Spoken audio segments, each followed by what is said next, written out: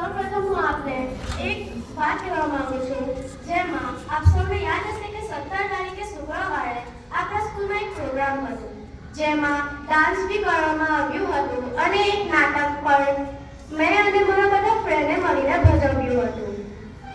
એક ક્લિનિંગ વિષય પર હતું કે જેથી કરીને આપણા શાળાના બધા જ વિદ્યાર્થી ક્લિનિંગ પર વધુમાં વધુ ધ્યાન આપે અને શાળાને સ્વચ્છ રાખે.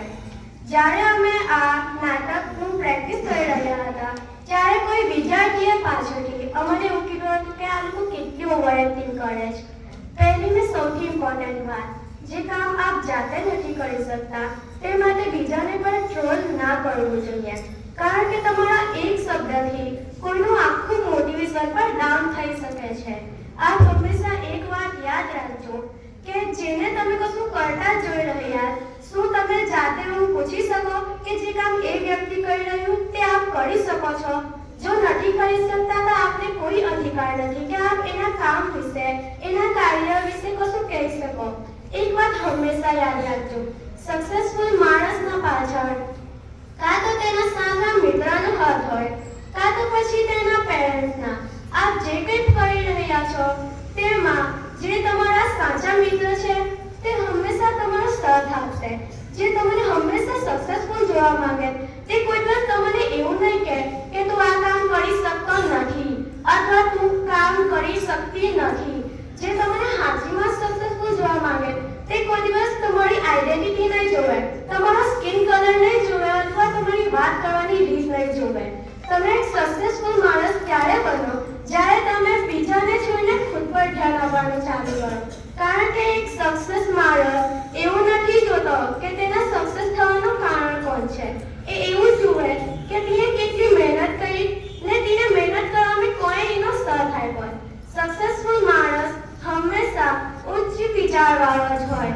આપ સૌ જો એવું વિચારતા હોય કે હું આ કામ કરીશ તો લોકો હું વિચારશે અથવા મારો વાત કરવાની રીત આવી છે, કોઈ મને આ કામને સક્સેસફુલ બનાવવા માંગે છે કે નહીં, એક વાત હંમેશા યાદ રાખજો, તમારી આઈડેન્ટિટી, તમારી સ્કિન કલર, તમારો અવાજ, કે તમે કોણ છો, ગરીબ છો કે અમીર, તમારી ફેસિલિટી કેવી છે, કોઈ એવું નહીં જોવે.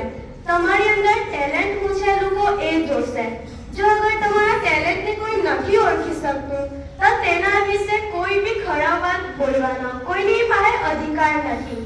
આપ સૌ ભણો છો, આપ સૌ પાસે કોઈ ના કોઈ ટેલેન્ટ છે જે તમે નથી જાણતા, કોઈ નથી જાણતું, પણ ભવિષ્યમાં કોઈને કોઈને ખબર પડશે કે તમારી અંદર શું ટેલેન્ટ છે. એવું ના વિચારો કે લોકો તમારા વિશે શું કહે. બસ ખુદ પર ફોકસ કરો, ખુદના ભણતર પર ફોકસ કરો, કારણ કે આગળ જઈને તમે શું બનવાના તે કોઈને ખબર નથી. એ વિચારી નથી શકતું કે તમે શું બનવાના.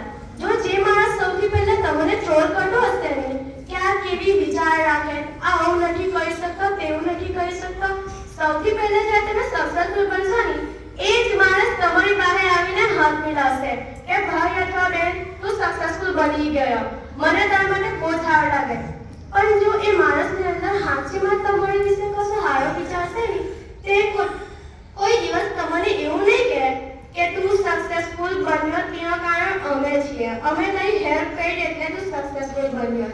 આપણા ટીચરો કોઈ દિવસ આપણને એવું નથી કહેતા કે તું સક્સેસફુલ બનીશ તો તેના કારણ અમે જ બનીશું. એ આપણને હંમેશા એવું કહે કે તું જાત પર વિશ્વાસ રાખ અને જાતે જ મહેનત કર. તેઓ કોઈ દિવસ એવું નથી કહેતા કે હું ભણાવું તેના જ કારણે તું સક્સેસફુલ બનીશ. એ હંમેશા આપણને એવી જ શીખાવે કે તું જે કર તે સારું કર, જે તારા માટે ને તારી આસપાસ રહેવા માટેના લોકો માટે સારું હોય. કોઈ દિવસ તેઓ એવું નથી કહેતા કે તું જે કરીશ તે ખુદના જ માટે કરજે, એનાથી કોઈ નુકસાન થતું હોય તો થવા દે. એ આપણને હંમેશા એવી જ શીખાવે કે આપણે જે કંઈ કરીએ તેનાથી આપણું કે કોઈનું ખરાબ ના થઈ શકે. ફ્રેન્ડ્સ, હંમેશા આ વાત યાદ રાખજો, આપ સૌ જે કરો તે આપના ખુદના ડિસિઝન હોવા જોઈએ. લોકો શું કહે તેના પર તમને ધ્યાન આપવાની કોઈ જરૂર નથી. મને સંભાળવા માટે અને મારા વ્યક્તિત્વને આટલા ફોકસથી પોતાના મનમાં ઉતારવા માટે અને પોતાનો કિંમતી સમય કાઢીને અહીંયા બેસવા માટે આપ સૌનું થેન્ક યુ સો મચ.